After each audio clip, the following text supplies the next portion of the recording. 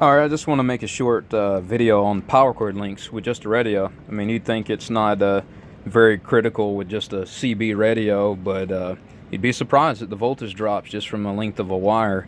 But anyway, you know, DC is super resistive. But yeah, this is a Comp 29. It's not balls to the wall, but it's a good tune. You know, nice hot tune. It's you know, doing well. But anyway, we'll start with what I would call my weak power cord here. You got several little connections. The connection points are not the problem, it's the length of the wire. But that kind of goes down, flows through my dirty bench, you know, into a wiring harness, and then goes back up to a power supply up here. And then I've got, let's see, another cord here, 8-gauge wiring, Amp King wire with a super short power cord connected to it, 50 amp quick disconnect. And then I've got a kind of medium size, like a 10-gauge wire with just the full power cord length for the most part, but still a good nice plug, you know, with molded in. But anyway, I'll show an example here. I'm at 14.61 right here on my voltage, and see, 14.61 on my voltage right here, and I will see what I do here under modulation.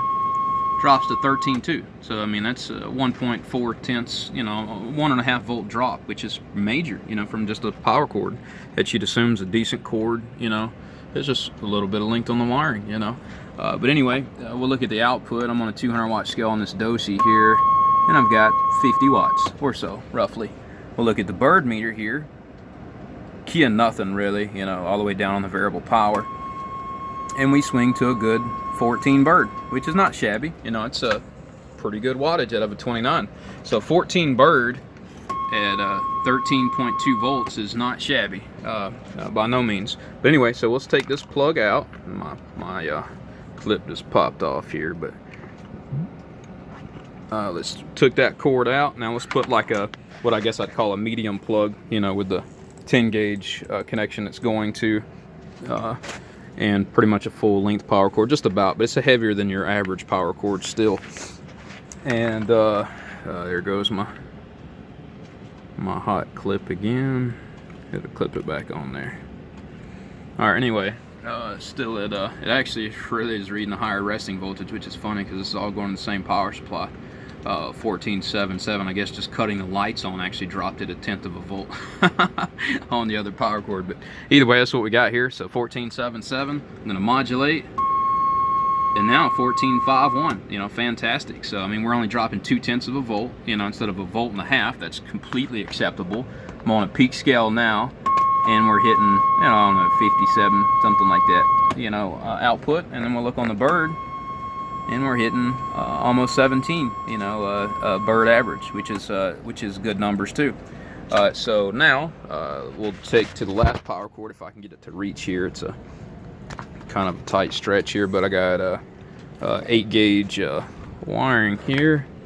I have to scoot the radio over slightly. There goes my hot clip again. Gonna plug that back in. I'll get my mic ready here. And we'll see what my voltage is as soon as he hooks back there. All right, 14.78 from 14.77. And will we go to 14.52 or something? So I'll modulate, and now we're at 14.7. Virtually no, you know, voltage drop, less than 1/10 of a volt. You know, so, and all we done again was change to a short power cord length and then connect it to an 8-gauge wire. It's what I suggest that my customers with these Comp 29s do. You know, hook an 8-gauge wire up, a little quick disconnect, and shorten your power cord length. You can still have an inline fuse at the top if you want, just in case you make a mistake. And of course you can fuse at your battery, and you know, the fuse links don't really create a major issue. It's really the length of the cord itself that causes the problems. Anyway, we'll go back to our output. It's not going to increase a lot because we only come up 2/10 of a volt, you know, or a little less. And now we're at, you know, a good 59 watts, you know, or so, you know, 59 and a half, which is, you know, really good. And then now on the bird, 25 watt slug, still key of nothing. And now we go to about 17 and a half bird. So a big difference, you know. And then just to show some other numbers, I mean, this meter's fairly friendly, but I've never messed with it or tampered with it, bought it brand new. And it goes to 88. You know, that thing's, like I said, it's a little friendly. I can put a bigger slug in my bird meter just for craps and giggles here, and see what output we see out of it on bird peak here. And looks like 64. Bird peak likes the voice too. I know this is another whole nother video of stuff, but anyway. Audio. So a good 72 with my voice.